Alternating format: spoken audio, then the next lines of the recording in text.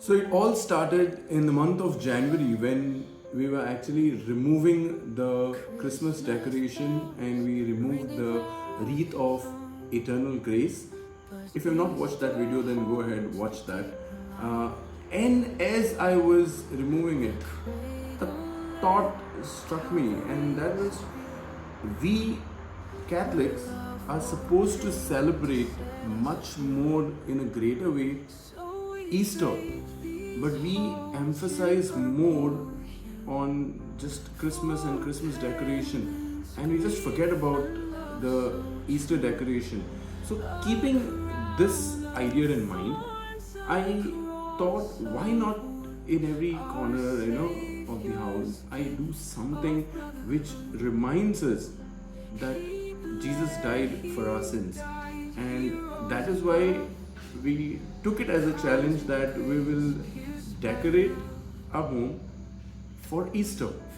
As a child, whenever I would hear the gospel during Maundy Thursday, Good Friday, I would always think like Jesus died 2025 years ago, and the priest would always say he died for us, for our sins, and I'm like, I have not done anything. But now, when I think of those moments, that was the innocence.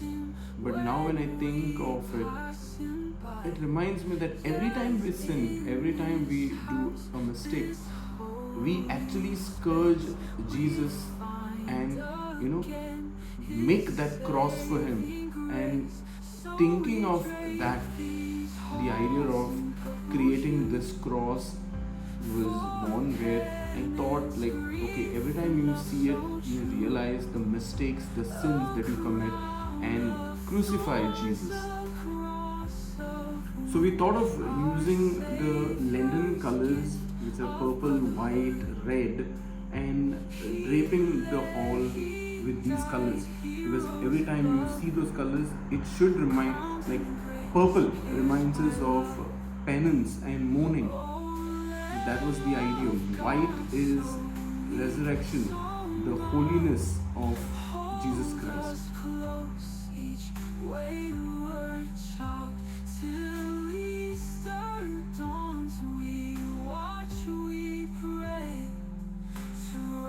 With you on resurrection day.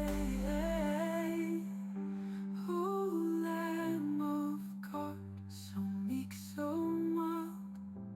Used a barbed wire and rolled it to make the crown of thorns. We watch, we pray.